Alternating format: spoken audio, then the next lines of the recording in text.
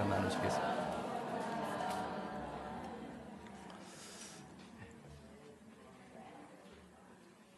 무엇을 심든지 심은 대로 거둔다. 이 가을에 이보다 더 참 의미 있고 많은 교훈을 담은 말씀이 있을까라는 그런 생각이 듭니다. 이것은 자연의 원리이기도 하죠. 이 가을에 풍성한 결실을 기대하려면은 봄에 씨앗을 심어야 됩니다. 봄에 씨앗을 뿌리지도 않고 가을에 결실을 거두려고 하면은 그런 사람을 일컬어 우리는 뭐라 그러죠? 전문 용어로 도둑놈 심보라고 합니다. 그러면 안 되죠. 심은 게 있어야 거두는 것을 기대할 수가 있고 결실을 기대할 수가 있는 법입니다. 이것은 자연의 원리이기도 하지만 동시에 우리의 삶의 원리이기도 하죠. 우리의 삶 속에 기쁨과 감사의 열매를 얻으려면 다른 방법이 없습니다. 우리의 삶 속에 기쁨과 감사의 씨앗을 자꾸 심는 수밖에 없어요. 콩 심은 데 콩이 나고 팥 심은 데 팥이 나듯이 우리의 삶 속에서 감사를 심으면 감사의 열매를 맺는 법입니다. 시편 기자도 같은 내용의 고백을 저희들한테 가르쳐주고 있습니다. 시편 126편 5절 6절 말씀이죠. 눈물을 흘리며 씨를 뿌리는 사람은 기쁨으로 거둔다. 울며 씨를 뿌리러 나가는 사람은 기쁨으로 단을 가지고 돌아온다. 눈물을 뿌리며 씨를 뿌리는 사람, 울면서 씨를 뿌리는 사람, 고통스럽지만 힘들지만 또 많은 어려움이 따르지만 그럼에도 불구하고 그것을 감당하려는 그런 의지로 열심히 눈물을 흘리고 또 이렇게 울면서 씨를 뿌리는 사람들은 반드시 기쁨의 단을 거두게 된다라는 그런 말씀이죠. 그 씨는 다양한 의미를 포함하고 있죠. 인간의 모든 삶에 같은 원리로 적용되는 그러한 부분을 우리가 볼 수가 있습니다. 즉 말의 씨앗도 있다는 사실을 저희들한테 가르쳐주고 있죠. 이스라엘 백성들이 이집트를 탈출해서 가나안 땅으로 갈 때 이 백성들이 좋을 때는 그냥 좋다고 또 춤까지 덩신덩신 추면서 그러다가 또 조금만 어려움을 만나게 되면 금방 또 돌아서 가지고 원망을 하는 그러한 모습을 우리는 볼 수가 있어요. 하나님은 분명히 살아계시고 역사하시고 어제도 인도하시고 오늘도 인도하시는 것은 분명한데 그들에게 닥친 그러한 조그만 어려움들 이런 것 때문에 그냥 감사가 무너져 버리고 절망에 빠지고 탄식에 빠지는 그래서 원망하는 이스라엘 백성들을 향해서 이런 말씀을 주신 적이 있습니다. 민수기서 14장 28절 말씀이죠. 너는 그들에게 이렇게 말하여라. 나 주의 말이다. 내가 나의 삶을 두고 맹세한다. 너희가 나의 귀에 들리도록 말한 그대로 내가 반드시 너희에게 하겠다. 내 귀에 들린 대로 너희들이 말한 거 내 귀에 들린다. 내 귀에 들린 대로 내가 너희에게 반드시 시행하시겠다라는 말씀이에요. 여러분들 이 말씀 어떻게 보십니까? 굉장히 좀 두렵지 않습니까? 내가 말하면은 그 말한 대로 하나님께서 시행을 해주시겠다라는 그런 이야기. 이것은 단지 이집트를 탈출해서 가나안 땅을 향해 가는 그런 백성들에게만 해당되는 말씀은 저는 아니라고 봅니다. 오늘 우리가 이 세상에 살아가는 우리 모두에게 정말 마음 깊이 성찰해야 될, 또 마음에 새겨야 될 그런 말씀이 아닌가. 그러니까 우리는 정말 입 조심해야 됩니다. 말 조심해야 됩니다. 어떤 성도가 이 말씀을 듣고 이 설교를 듣고 이 마음을 먹고 이제부터 이 자녀들에게 욕을 할 때도 그 욕을 바꿔야 되겠구나. 그리고 욕을 바꿨대요. 속이 상하고 그래서 좀 야단치고 싶을 때 나도 모르는 사이에 입에서 튀어나오는 욕. 옛날에 참 험한 욕들이 참 많았죠. 뭐 육시 뭐 이런 말도 있고 뭐 배랄 뭐 이런 것도 있고 뭐 별별 욕들이 나. 근데 그 말의 뜻을 이해하면요 그렇게 욕을 못 해요. 엄청나게 무서운 욕입니다. 그래서 어떤 성도가 이 설교 말씀 이 말씀을 듣고요 욕을 바꿨대요. 뭐라고 바꿨냐면은 야 이 만석군이 될 놈아. 이 만석군이 될 놈아. 야 이 그냥 믿음의 대장부가 될 놈아 이러면서 막 욕을 했대.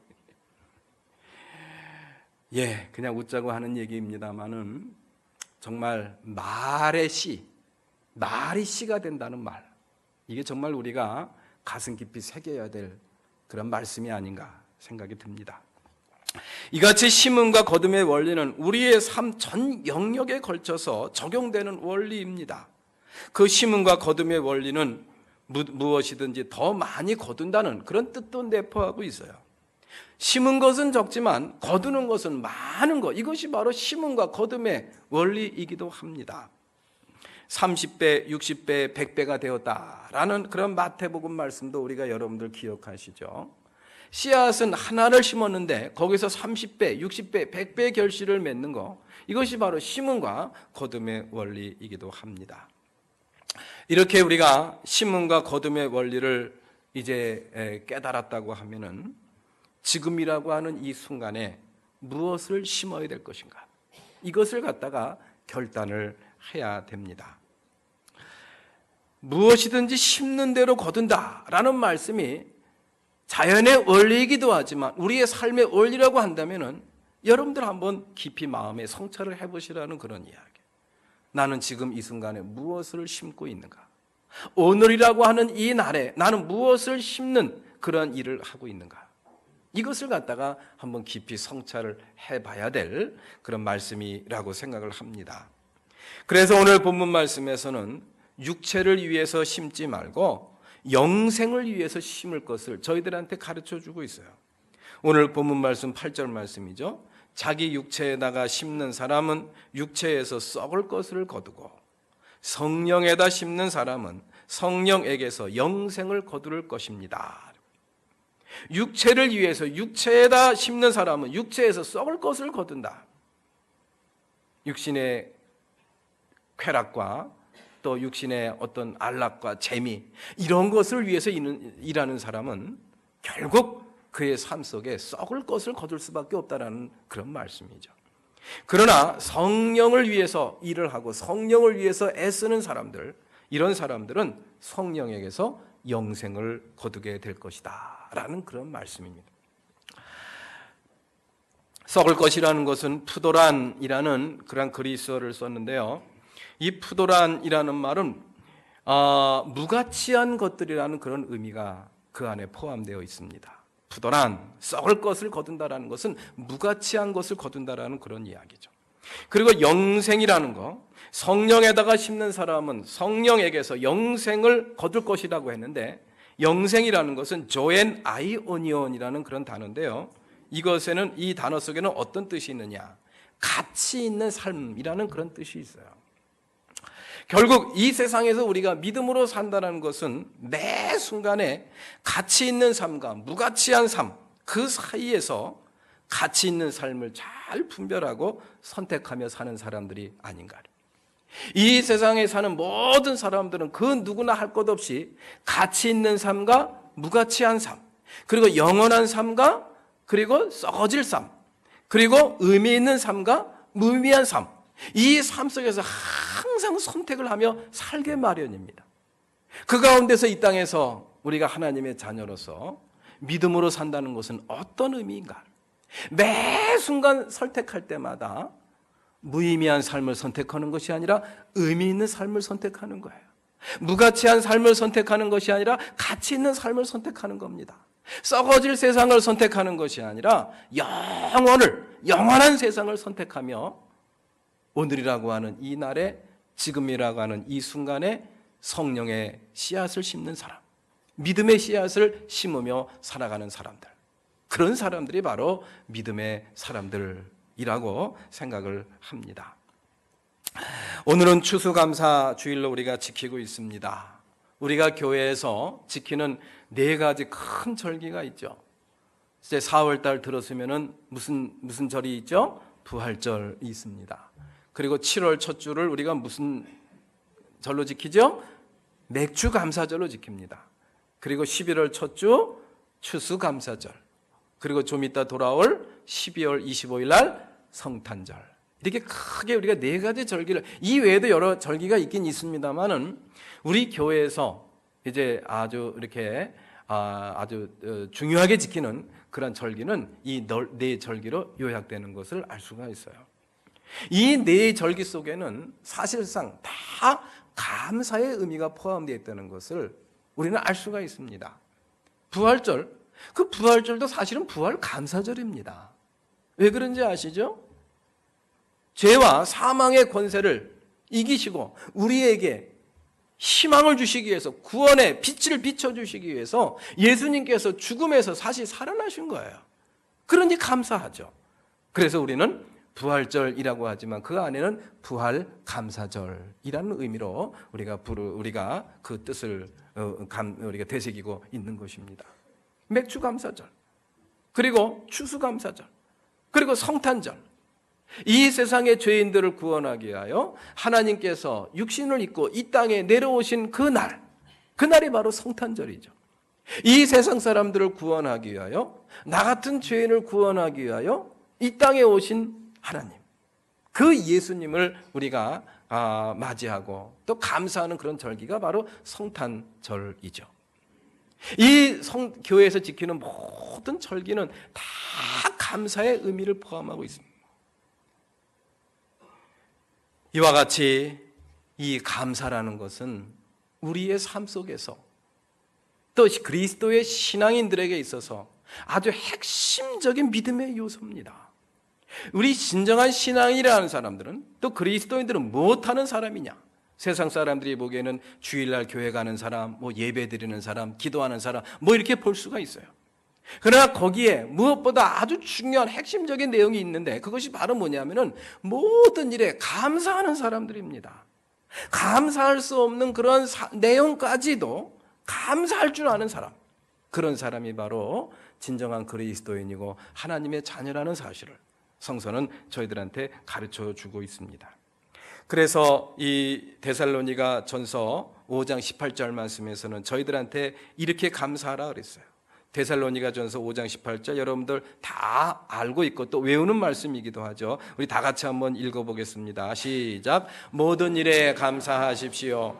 이것이 그리스도 예수 안에서 여러분에게 바라시는 하느님의 뜻입니다. 아멘. 그렇습니다.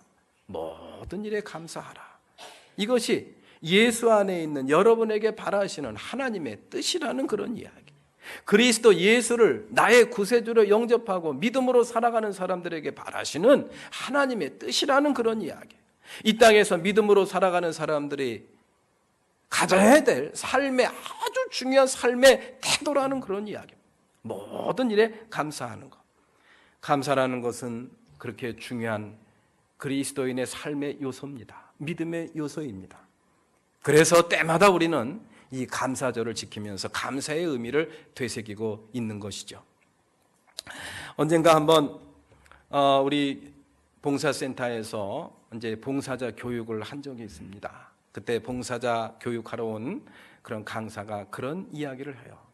여러분들에게 딱 1년이라는 시간이 주어졌다고 한다면은, 딱 몇 년? 1년이라는 시간이 주어졌다고 한다면은 1년 동안 무엇을 하며 지내시겠습니까? 여러분들 무엇하며 지내시겠습니까? 무엇을 하며 지내시겠습니까? 생각이 복잡해지겠죠? 생각이 복잡해질 거예요.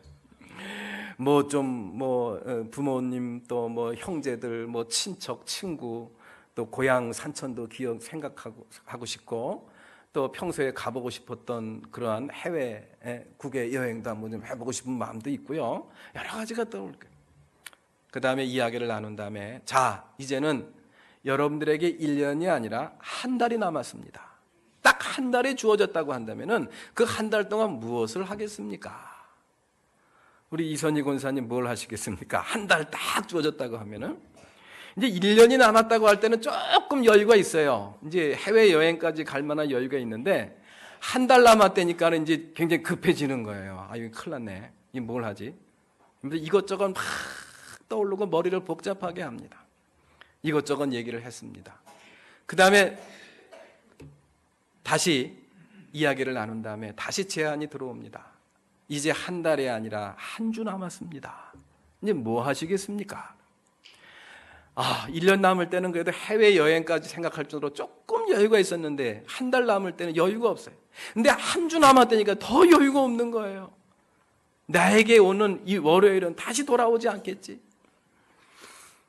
여러 가지 복잡한 생각을 함께 나누었습니다. 그러더니 이번에는 하루를 얘기하는 거예요. 여러분들 하루가 남았다고 한다면 뭘 하겠습니까? 우리 윤은자 군사님 뭘 하시겠습니까?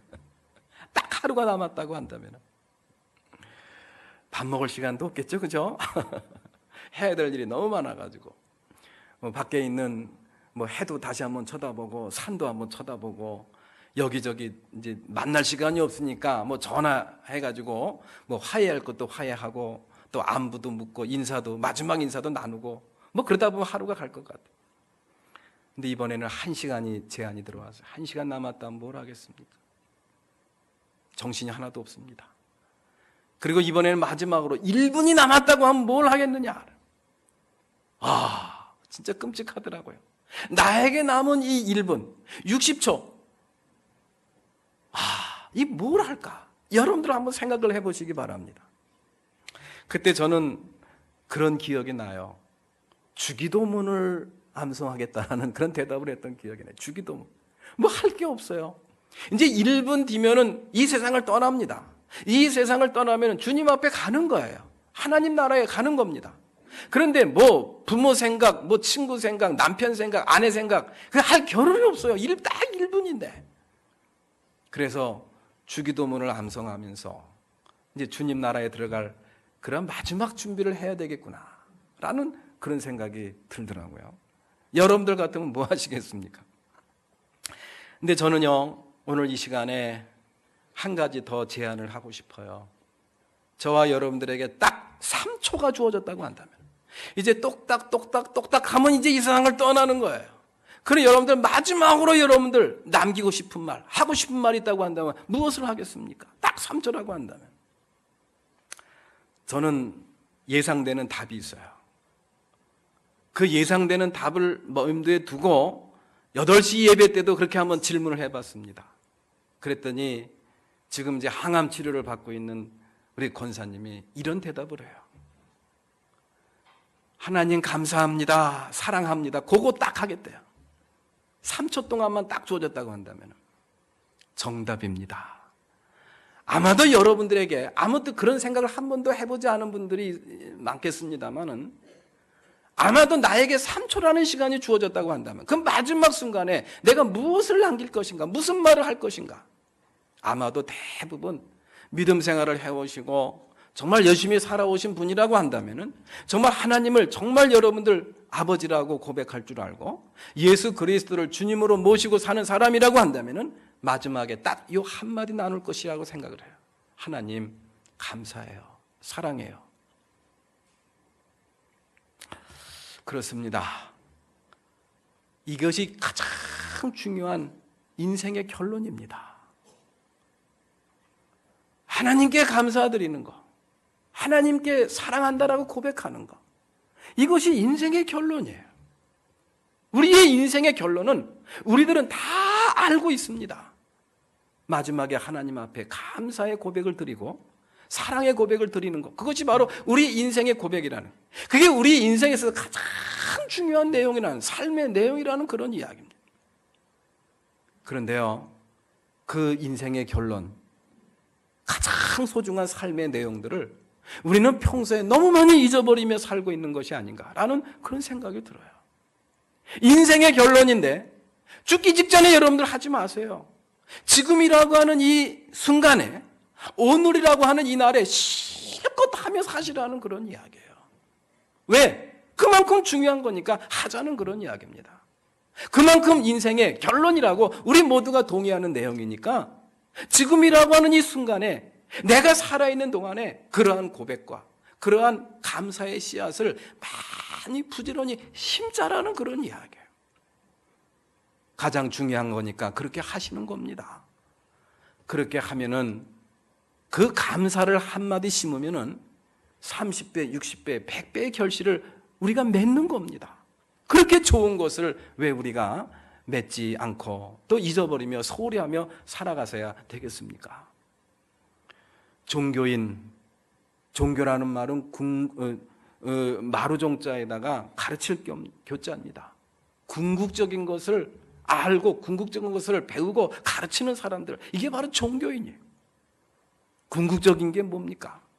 이 세상에 살면서 가장 소중하고 가장 중요한 것을 깨닫고 그것을 마음에 품고 사는 사람들이에요. 여러분들, 우리가 하나님 앞에 갈 때 마지막으로 남길 수 있는 말은 감사합니다. 그 감사라는 소중한 씨앗을 그냥 내버려 두지 마세요. 지금이라고 하는 이 순간에, 오늘이라고 하는 이 날에 열심히 그 감사의 씨앗을 심으며 살아가시는 우리 모든 성도가 되시기를 주님의 이름으로 축원합니다. 그러면은 그 감사는 어떤 감사, 하나님께 드릴 수 있는 감사는 어떤 감사여야 되는가? 그냥 아무 뜻도 없이 아무 생각도 없이 그냥 주여 감사합니다, 그냥 입술로만 감사하는 그런 감사 말고 의미가 있고 내용이 있는 그런 신앙 고백적인 감사를 우리가 하나님 앞에 드렸으면 좋겠습니다.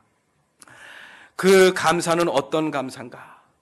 그것은 조금 아까 읽었던 데살로니가전서 5장 18절 말씀에 저희들한테 잘 가르쳐주고 있어요. 그것은 바로 뭡니까? 한번 따라서 해보시죠. 모든 일에 감사하십시오. 그래요. 예수 그리스도 안에 있는 저와 여러분들에게 원하시는 하나님의 뜻, 하나님이 원하시는 우리 그리스도인의 감사는 바로 뭐냐? 모든 일에 감사하는 거예요. 모든 일이라는 그 단어가 실감을 좀 더하기 위해서 제가 영어 성경을 한번 찾아봤습니다. 주제넘게 영어를 하는 거 용서하시기 바랍니다. 어떤 영어 성경에 보니까 whatever happens 그랬어요. whatever happens. 내 삶에서 happens, 일어나고 있는 whatever, 모든 무엇이든지 그것이 나쁜 일일 수도 있고요, 좋은 일일 수도 있습니다. 슬픈 일일 수도 있고 기쁜 일일 수도 있는 거예요. 수지 맞는 일일 수도 있고 손해보는 일일 수도 있습니다. 그거 따지지 말자는 그런 이야기예요. Whatever happens, 내 삶에서 일어나는 모든 일들에 대해서 감사하는 것, 그것이 바로 우리를 향하신 하나님께서 받으시기 원하시는 감사라는 그런 이야기. 또 어떤 성경에 보니까요, all circumstances, 모든 상황 속에 그 상황이라는 게 좋은 것일 수도 있고 나쁜 것일 수도 있습니다. 그러나 그런 거 가리지 말자는 그런 이야기. 내 삶에서 일어나고 있는 모든 상황들, 모든 일어나고 있는 일들, 진행 중에 있는 일들까지도 포함해서 감사의 제목으로 감사의 씨앗을 심으라는 거, 이것이 바로 성서의 가르침이더라고요. 이것을 갖다가 남유다 왕이었던 그 히스기야 왕은 이렇게 이야기를 했습니다. 산자들만이 드릴 수 있는 감사라는 그런 표현을 했습니다. 산자들만이 드릴 수 있는 감사. 이 산자들만이 드릴 수 있는 감사를 히스기야 왕이 이렇게 표현하고 있습니다. 이사야서 38장 18절 19절 말씀 제가 봉독합니다. 스올에서는 아무도 주님께 감사드릴 수 없습니다. 죽은 사람은 아무도 주님을 찬양할 수 없습니다. 죽은 사람은 아무도 주님의 신실하심을 의지할 수 없습니다. 이 기도가 언제 나온 기도일까요? 히스기야 왕은 꽤 의로운 왕이었어요. 그런데 죽을 병에 걸려가지고 15년밖에 살지 못한다는 그러한 말씀을 듣게 됩니다. 금방 죽게 된다라는 이 말씀을 듣게 돼요. 그래가지고 이 히스기야 왕이 하나님 앞에 꿇어 엎드려서 벽을 향해서 통곡하면서 울면서 살려달라고 기도하지 않습니까? 그 살려달면서 기도했더니 하나님께서 히스기야 왕에게 응답하셔서 몇 년을 더 연장시켜 주셨죠? 15년을 연장시켜 주신 거예요. 금방 죽을 수밖에 없는 그런 사람인데 하나님께서 이 히스기야 왕의 기도를 들어주셔서 15년을 연장시켜 주신 히스기야 왕의 기도가 바로 이 이사야서 38장 18절 19절 말씀이에요. 더 살려달라는 것은 이 구차한 목숨, 구차한 인생 그냥 뭐 하나님 앞에 가도 괜찮습니다. 그런데 내가 더 살려달라고 하는 것은 감사드릴 수 있게 해달라고, 살려달라고 그런 거예요. 감사드릴 수 있게 해달라고. 죽은 사람은 아무도 주님의 신실하심을 의지할 수 없습니다. 죽은 사람은 아무도 주님을 찬양할 수 없습니다. 그러니 하나님 나 살려주십시오. 그러니 하나님 살려주시면 마음껏 감사하고 마음껏 주님을 찬양하고 싶습니다. 이런 고백입니다. 그러한 고백을 하느님이 들으셔서 히스기야 왕을 15년 동안 생명을 연장시켜 주신 것이 아닐까라는 그런 생각이 들더라고요. 여기서 산자라는 것은 어떤 사람입니까? 육신적으로 살아있는 사람들을 의미하는 것은 아닙니다. 영적으로 살아있는 사람들이에요. 영적으로 살아있는 사람들이 어떤 사람들입니까? 하나님의 살아계심을 정말 믿는 사람들이에요. 하나님의 살아계심을 정말 믿는 사람들은 주님의 신실하심을 정말 의지할 수가 있습니다. 주님의 신실하심을 의지할 수 있는 사람들은 모든 일, 모든 상황, 모든 조건에서도 감사할 수 있는 그러한 제목이 생기는 것입니다. 바울과 실라가 복음을 전하다가 빌립보 감옥에, 지하 감옥에 갇혔다 그랬습니다. 언제 죽을지 모릅니다. 차디찬 바닥에서 고통과 두려움만 엄습해 올 수밖에 없는 그런 상황 속에서 이 바울과 실라가 한밤중에 옆방에 있는 죄수들이 들을 정도로 하나님을 찬양했다 그랬습니다. 그랬더니 옥토가 움직이고 손발이 차였던 착고가 끊어졌다 그랬습니다.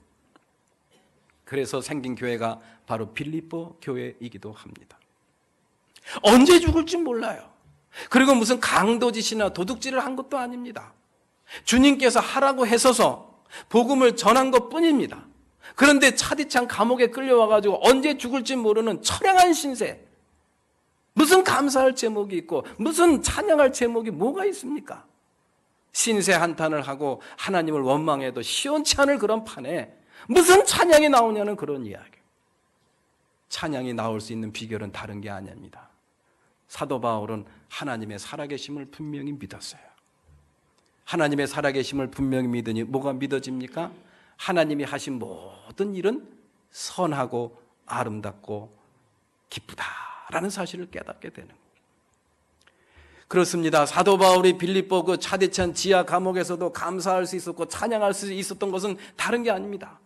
그 상황이 감사하고 그 상황이 좋기 때문에, 그 상황이 아름답기 때문에 찬양한 게 아닙니다. 그 상황이 하나님이 만들어준 상황이라는 믿음 때문에 하나님 앞에 감사드리게 된 줄로 믿습니다. 나의 삶 속에서 하나님의 살아계심을 분명히 믿는 사람들은 그 어떤 조건에서도 감사할 수 있는 그러한 사람이 될 줄로 믿습니다. 왜? 내 삶 속에 이루어지는 모든 일들은 누가 하신 일이기 때문에? 하느님이 하신 일이기 때문에. 의롭기 때문에, 의로운 일이기 때문에 의로운 게 아니에요. 하나님이 하셨기 때문에 의로운 거예요. 좋기 때문에 좋은 게 아니에요. 하나님이 하셨기 때문에 좋다는 그런 이야기입니다. 이것이 바로 하나님을 아버지라 부르고 하나님의 살아계심을 고백하는 사람들이 이 땅에서 드릴 수 있는 진정한 감사의 모습인 줄로 믿습니다. 시편 145편 17절 말씀을 한 번 더 읽어보죠. 시편 145편 17절 말씀 다 같이 시작. 주님이 하시는 그 모든 일은 의롭다. 주님은 모든 일을 사랑으로 하신다. 우리 사랑하는 성도 여러분들, 어떠한 경우에서도 감사의 씨앗을 심기를 원하십니까? 그러면은 전제가 있습니다. 하나님의 살아계심을 정말 믿으시기 바랍니다. 그렇게 고백하고 선포하시기를 바랍니다. 내 삶 속에 하나님이 하시는 일을 바라보시고 하나님이 하셨다라는 믿음이 생기면은 무엇이든지, 그것이 기쁜 일이든 감사한 일이든 그것이 나쁜 일이든 절망한 일이든 간에 우리는 감사할 수 있는 제목이 생기게 되는 것이죠. 그렇게 해서 여러분들 삶 속에서 모든 일에 감사하시면서 감사의 씨앗을 부지런히 심는 믿음의 우리 권속들 다 되시기를 주의 이름으로 축복합니다. 그러면은 여러분들의 삶이 변하고 상황이 변합니다. 감사의 제목으로 감사의 결실이 30배, 60배, 100배의 결실로 저와 여러분들 삶 속에 맺혀지게 될 줄로 믿습니다. 다 같이